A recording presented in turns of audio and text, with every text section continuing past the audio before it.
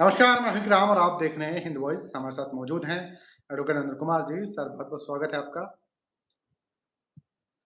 Sir, जितने भी paper leak हुए, स्कैम हुआ, यूपीएससी, नीट, नेट और तमाम अलग-अलग पेपर, तो उसमें क्या कुछ ताज़ा अपडेट है आपके पास? उसमें क्या कुछ कार्रवाई चल रही है? क्योंकि यूपीएससी के चेयरमैन ने तो इस्तीफ़ा दे दिया है। एनटीए उसको लेकर क्या कर रहा है? और एक जो सूत्रों के हवाले से खबर आ रही है कि शेयर मार्केट में कुछ डाउनफॉल हो सकता है, वो क्या चीज़ होने वाली है? वो और कैसे हो सकती है? क्या उसके पीछे कारण है? आप वो बताएँ। बहुत सारे लोगों का पैसा लगा हुआ है शेयर मार्केट पे। सुप्रीम कोर्ट ने पिछली जो नीट की सुनवाई है, उसमें नेशनल टेस्टिंग एजेंसी को आदेश दिया था कि वो शनिवार 20 तारीख को 2 बजे तक सारे जो नीट के रिजल्ट हैं, उनको सेंटर वाइज़, स्टेट वाइज़ जारी करें और उनको अपने कंप्यूटर पे अपलोड करें। अब एक बड़ी अजीब बात पहली तो ये नज़र आई कि पहले हम समझते थे कि नीट में 24 लाख बच्चे बैठे। अब जो रिजल्ट आ रहा है वो 32 लाख बच्चों का। यानी कि किसी को नहीं पता कि 24 लाख बच्चे थे या 32 लाख थे। अब जो रिजल्ट आया है उसमें बताया गया कि 32 लाख बच्चे बैठे थे। अब 8 लाख की फिगर जो है कहाँ, कौन से पेट में जो है हजम हो गई, ये नहीं पता। अब दूसरी बात ये है कि जो सेंटर वाइज़ जो रिजल्ट आया है, वो उन सारे मामलों को उलट-पुलट कर देता है जो अब तक हम समझते थे। रिजल्ट ये था कि 67 बच्चों के 720 नंबर आए, एक बच्चे का 719 नंबर आया और एक बच्चे का 718। 718 और 719 असंभव थे आने, किसी तरह से नहीं आ सकते थे। उससे लोगों को लगा कि क्या हुआ? फिर दूसरी बात ये पता चली कि 2 ऐसे कॉलेज थे, 2 ऐसे सेंटर थे, जहाँ पर एक जगह तो 12 बच्चों के जो है नंबर जो है 720 आए और दूसरा हरदयाल पब्लिक स्कूल था, जो बल्लभगढ़ में है, उसमें 8 बच्चों के ऐसे नंबर आए। 6 बच्चों के 720 नंबर आए, एक का 719 आया, एक का 718। और उससे पहले जो नई बात है, वो अब पता चल रही है कि पेपर लीक होने वाले दिन, 1 दिन पहले ही पट्टा पुलिस ने एक एफआईआर दर्ज की थी और एफआईआर में कहा था कि ऐसे-ऐसे पेपरों को सॉल्व कराने के लिए बच्चों से 50-50 लाख रुपए लिए गए। अब एक दूसरी खबर ये पता चल रही है कि गोधरा में, गुजरात में 27 बच्चों से 10-10 लाख रुपए लिए गए और उसकी जो खबर है, वो गुजरात पुलिस ने 8 मई को, यानी पेपर 5 मई को हुए, 3 दिन बाद ही दर्ज कर। अब जो सबसे अहम बात है कि किस तरह के नतीजे आए, अब वो जो बच्चे थे जिनके 720 नंबर आए, वो गायब हो गए। अब जो सेंटर वाइज़ रिज़ल्ट आए हैं, उसमें पता लगा कि जो बच्चे हैं उनके नंबर अलग-अलग आ रहे हैं। सबसे बड़ा जो घपला है, जिस जगह हुआ, वो एक तो ओएसिस स्कूल है हजारीबाग का, वहाँ हुआ। दूसरा हुआ हरदयाल पब्लिक स्कूल बल्लभगढ़ में, बहादुरगढ़ में जिसकी बात मैंने की। तीसरा जयराम इंटरनेशनल स्कूल है गोधरा में, जिसके में मैंने बताया कि 10-10 लाख रुपए लेकर 27 लोग बच्चों से पैसे लिए गए और उनके सब लोगों को अभी तक अरेस्ट नहीं किया। सीबीआई ने छापा मार लिया, गुजरात पुलिस ने छापा मार लिया, अरेस्ट किसी को नहीं किया। अरेस्ट किया है ओएसिस के प्रिंसिपल को। और इसमें जो दूसरी बात है, वो ये पता चलती है कि गुजरात में ही एक है आरके यूनिवर्सिटी, उसका नाम है स्कूल ऑफ इंजीनियरिंग। उसके सेंटर नंबर 1 में 600 बच्चों के मार्क्स जो थे आए और उनमें 1200 बच्चे जो थे उनके 700 से ज़्यादा नंबर आए और उन सब के बारे में भी अभी पड़ताल चल रही है। इस राजस्थान में एक मंगल चंद दिदवानिया विद्या मंदिर है। वहाँ पर जो है, वहाँ पर भी यही घपला हुआ और सीकर में ही एक दूसरी जगह है जिसका नाम है अरावली पब्लिक स्कूल। पटना को उसमें जोड़ लेंगे आप और कोटा के स्कूलों का घपला सबको पता ही है। वहाँ तो ये किया गया कि बैठना ए को था, बैठा बी, बी ने उसके पेपर दिए और सॉल्व किए। लगातार आप देख रहे होंगे एम्स के बच्चों को, एम्स के जो पढ़ने वाले स्टूडेंट हैं, उनको सीबीआई अरेस्ट कर रही है। अलग-अलग जगह लड़कियाँ हैं, औरतें हैं, सबको अरेस्ट कर रही है और तब भी एनटीए कहता है हमारे जो स्कूल हैं, हमारी जो परीक्षा है उसमें कोई घपला नहीं। अब एक साफ पैटर्न क्या है? साफ पैटर्न ये है कि ये जितने नाम मैंने लिए, ये सारे के सारे इंस्टीट्यूशंस कौन चला? ये सारे आरएसएस और बीजेपी के लोग थे।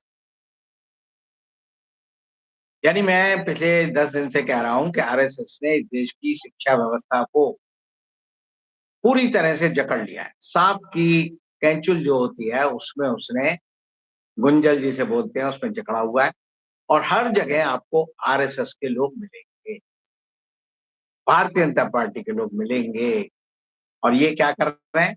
शिक्षा के नाम पर भ्रष्टाचार कर रहे हैं। नई शिक्षा नीति मोदी जी लाए थे और तब उन्होंने कहा था हम आमूल-चूल परिवर्तन कर रहे हैं। ये हुआ है आमूल-चूल परिवर्तन।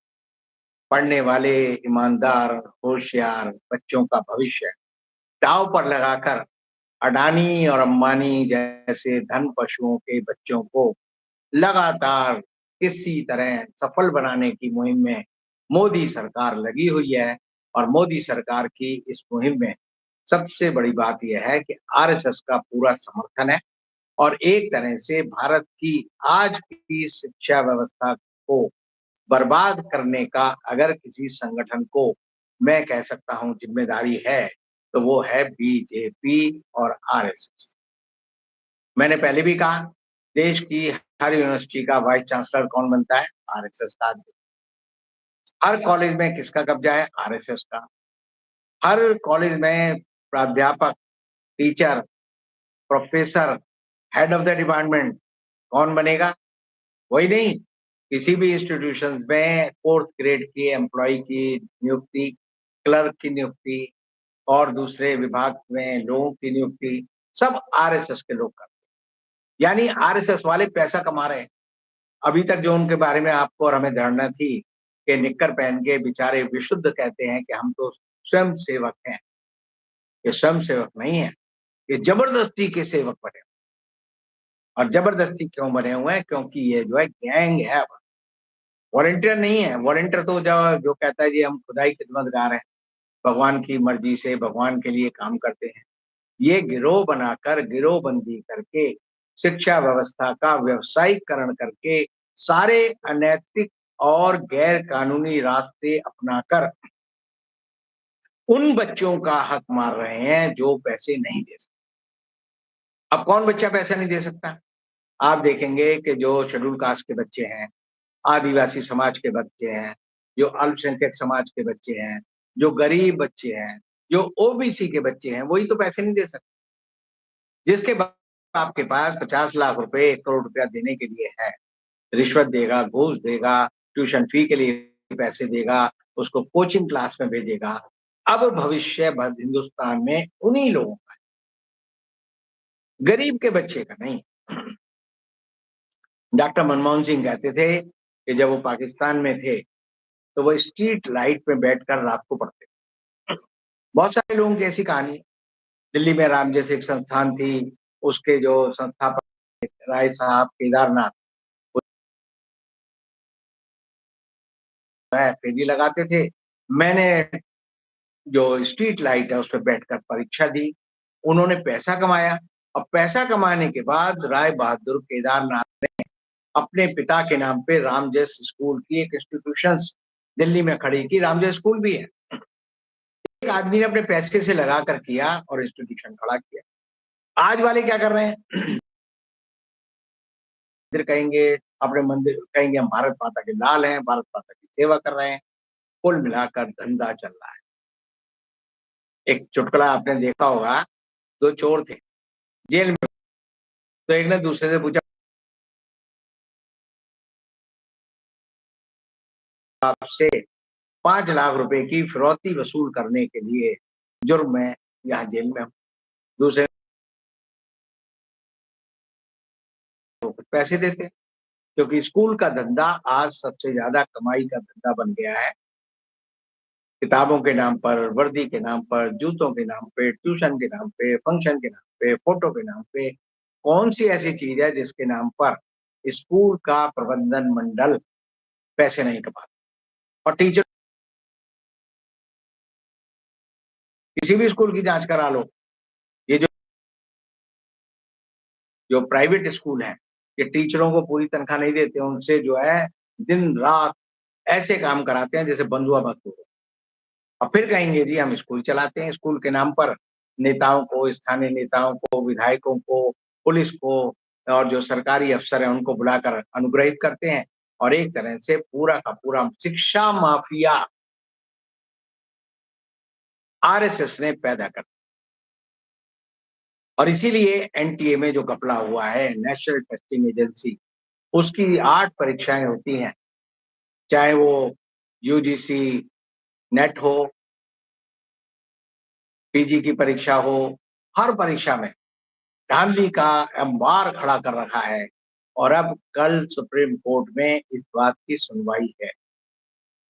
सारे जो चैनल हैं, सारे जो अखबार हैं, हिंदू अखबार है, हिंदुस्तान टाइम्स है, उन्होंने सबने जो अध्ययन किया है, उससे पता चलता है कि घपला उतना नहीं है जितना हमें लग रहा था, घपला उससे ज़्यादा है।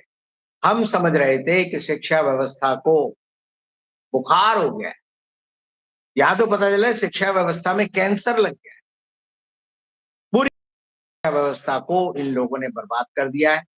अब जो इस मामले की गेंद है, वो किसके पास है? सुप्रीम कोर्ट के पास है। अब सुप्रीम कोर्ट को तय करना है कि वो कैसे इस मामले से निपटती है। तो ये तो रही नीट की बात। अब इसी के साथ जो दूसरा मामला जुड़ा हुआ है, मैं कल भी कह रहा था, कई दिन से कह रहा हूँ, यूपीएससी पे भी सारी संस्थानों पर हर जगह आरएसएस के लोगों ने कब्जा किया हुआ है। प्रमोद जोशी जो कि 2020 तक 2020 से यूपीएससी के चेयरमैन थे, उन्हें 2023 में एनटीए का अध्यक्ष बना दिया। और दूसरा एक आदमी था जिसका नाम था मनोज सोनी, बम्बई का, वो भी पहले 2 जगह जो है वो रह चुका था वाइस चांसलर, और वाइस चांसलर को 2023 को यूपीएससी का चेयरमैन बना दिया। और उसकी योग्यताएं मैंने आपको बताई हैं। वो 2 बार जो है मोदी जी की कृपा से वाइस चांसलर बना। गोधरा के दंगों में उसने मोदी जी को बचाने के लिए किताब लिखी। पूरी तरह से आरएसएस का सर संघ चालक का उस पे वरदस्त है, और वो कहता है कि मैं जो हूँ, जो सबसे बड़ा गुजरात का एक धार्मिक संगठन है, जिसके जगह-जगह आप इस मंदिर देखेंगे, हमारे जो दिल्ली में जमुना नदी है, उसके किनारे भी मंदिर है, अक्षरधाम, स्वामी नारायण संप्रदाय। वो कहता है मैं उनका सन्यासी हूँ। मोदी जी भी सन्यासी बने थे, आपने देखा होगा। कब बनते हैं वो? जब इलेक्शन का रिजल्ट आने से 1 दिन पहले, जब चुनाव के अंतिम चरण के वोट पड़ते हैं। पहले वो केदारनाथ जाके लेट गए और इस बार जो है कन्याकुमारी जाके लेट गए विवेकानंद जी के साथ। केदारनाथ मोदी जी लेटे तो 228 किलो सोना गायब हो गया। और अब विवेकानंद का जो केंद्र है, वहाँ देखना पड़ेगा क्या गायब हुआ। अब मनोज सोनी ने इस्तीफा दे दिया। क्यों दे दिया? पूजा पेडनेकर का जो मामला है, जिसके ऊपर एफआईआर यूपीएससी ने दर्ज कराई है, उसमें जो बात खुलकर आ रही है कि उसको किसने पास करवाया आईएएस की परीक्षा। तो मजे की बात यह है, उसका जो इंटरव्यू हुआ, उस इंटरव्यू के ग्रुप का हेड कौन था?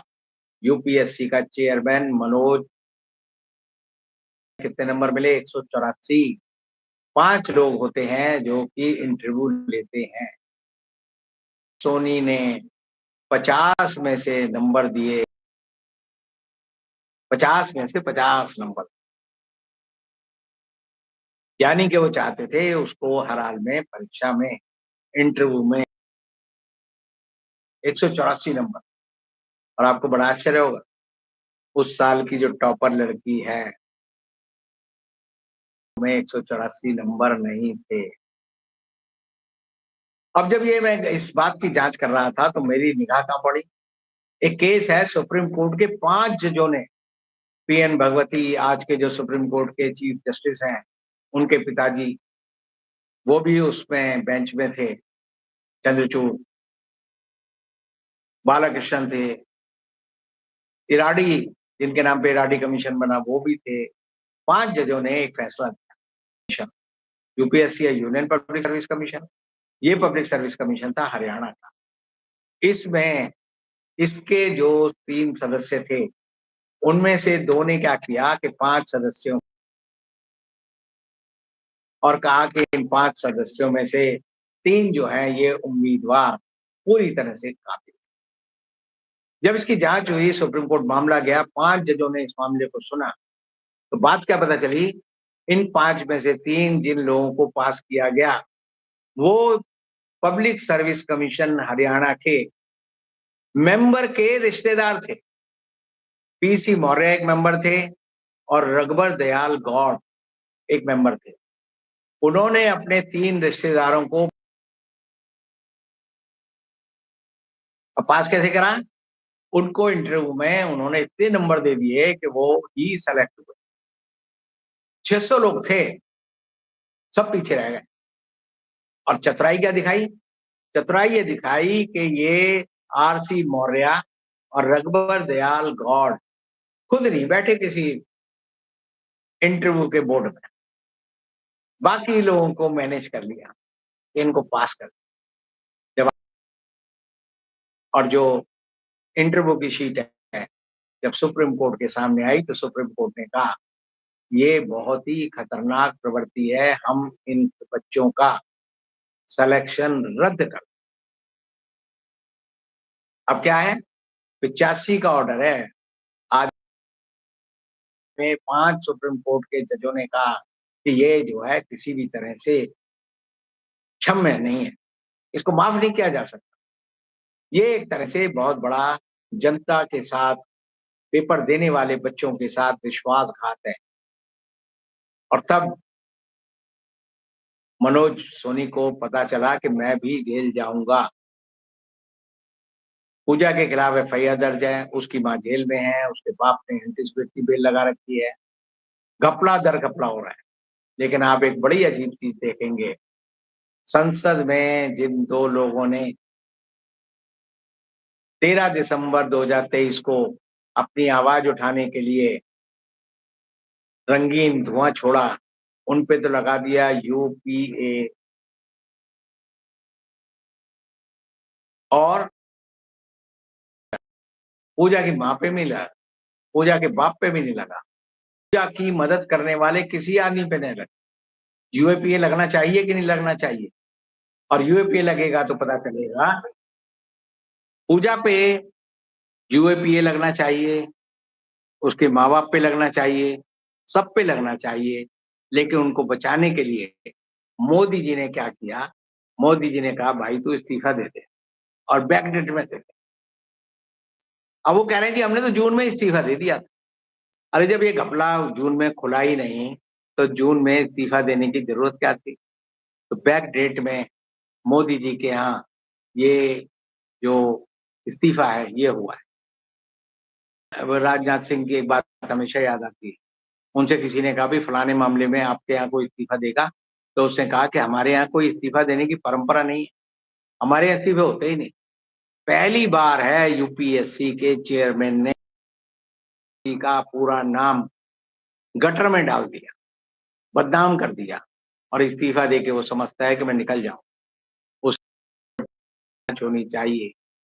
जिस तरह पूजा के बाप पर, खेड़कर पर 100 करोड़ रुपए हैं, जिसकी जांच अब हो रही है, तो एक छोटा सा अदना सा महाराष्ट्र का अफसर अगर 100 करोड़ रुपए कमा सकता है, तो आप समझ सकते हैं मनोज सोनी के पास कम से कम 1000 करोड़ रुपए मिलेंगे और उसकी जांच होनी चाहिए कि नहीं होनी चाहिए। तो आप समझिए कि यूपीएससी को, सारी आईआईटीज को, सारे आईआईएम को, सारे यूनिवर्सिटीज को, सारे सिस्टम को आरएसएस के गुरुओं ने पूरी तरह से किडनैप कर रखा है। एक्सटॉर्शन रैकेट चलाते हैं, करप्शन का से आपको आज तक एक भी रिएक्शन नजर नहीं आया। बोलते ही नहीं। बोलते क्यों नहीं? क्योंकि वो उसमें सने हुए हैं। उनके हाथ-पाँव, नाक, कान हर चीज़, रोआ-रोआ जो है उसमें सना हुआ है और उनको बचाने के लिए अभी भी मोदी जी ने सारी जाँच एजेंसियों को कह रखा है, हाथ पर हाथ धर के बैठे। अब जो दूसरी बात है चुनाव के बाद, चुनाव के समय मोदी जी ने कहा अपने लोगों को कि आप शेयर बाज़ार में पैसा लगा दो। उसके बाद अमित शाह ने कहा पैसा लगा दो, रिज़ल्ट आएँगे और आपके पैसे चौगुने हो जाएँगे। तो वो 4 जून को लोगों ने खूब पैसा लगाया और 4 जून को जब नतीजे आए 400 की जगह 240 सीटें रह गई तो सबका पैसा डूब गया। 30 लाख के उसके बावजूद भी आप देखिए शेयर मार्केट मोदी सरकार की नीतियों की वजह से कुछ 587 शाम है, वो 7 गिर गए। उसी तरह जो नेशनल स्टॉक एक्सचेंज है, 24,854 से गिरकर रह गया 24,530। अब कल बजट सत्र की शुरुआत है, परसों बजट आएगा। मेरा ये कहना है कि करेक्शन आएगी, शेयरों के दाम गिरेंगे और अगर आप शेयरों के दाम की कैलकुलेशन करेंगे, तो अगले 10 दिनों में शेयर बाज़ार में 80 लाख करोड़ रुपया लोगों का, इन्वेस्टर का, छोटे-छोटे जो शेयर होल्डर हैं, उनका डूब जाएगा और शेयर बाज़ार जो है मैं आपको आज फिर कह रहा हूँ कि शेयर बाज़ार रह जाएगा 65,000 पर और नेशनल स्टॉक एक्सचेंज आ जाएगा 21,000 पर। और इतनी बड़ी करेक्शन इसलिए आ रही है, वित्त मंत्रालय ने, रिज़र्व बैंक के गवर्नर ने, सबने मिलकर एक झूठ का आडंबर खड़ा कर रखा है कि भारत की अर्थव्यवस्था बड़ी तेज़ी से बढ़ रही है। कल आएगा हिंदुस्तान का आर्थिक सर्वेक्षण, संसद में रखा जाएगा। उसे आप पढ़ेंगे तो उसे लगेगा वाह, वाह! हमारी जैसी अर्थव्यवस्था तो दुनिया में आज तक किसी की रही नहीं। और अगले दिन जो बजट आएगा उसमें 15 लाख करोड़ रुपए के टैक्स लगेंगे और ये टैक्स किस ये अडानी-अंबानी पे नहीं लगेंगे। 22 उन पशुओं पर नहीं लगेंगे, जिनके पास देश की 71% संपत्ति है। ये लगेंगे 140 करोड़ लोगों पर और उनका खून चूसने के लिए मोदी सरकार 15 लाख करोड़ यानी 60 लाख करोड़ का बजट पेश करेगी और तब तक जो है मोदी, योगी क्या करेंगे? दुकान वाले को कहो अपना नाम लिखे, अपना धर्म लिखे, कि असली मुद्दे तक बात ना आए, लेकिन आप एक बात समझ लीजिए, आप जो है अपने झूठ को छिपा सकते हैं, लेकिन उसको हमेशा के लिए दफना नहीं सकते और इसीलिए कल से, परसों से आर्थिक तबाही का समय होगा, जब हर आदमी कहेगा कि मेरे साथ ये क्या हुआ? मुझे क्यों लूटा गया?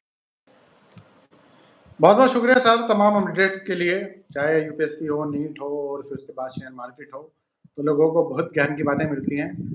तो थोड़ा-सा विज़ुअल ऑडियो में लोग शिकायत कर रहे थे, नेटवर्क का इश्यू हो सकता है। तो मेरा आपसे ये कहना है कि इस वीडियो को शेयर कीजिएगा। कल फिर मुलाकात होगी सर के साथ, तब तक के लिए देखते रहें हिंद वॉइस। शुक्रिया सर।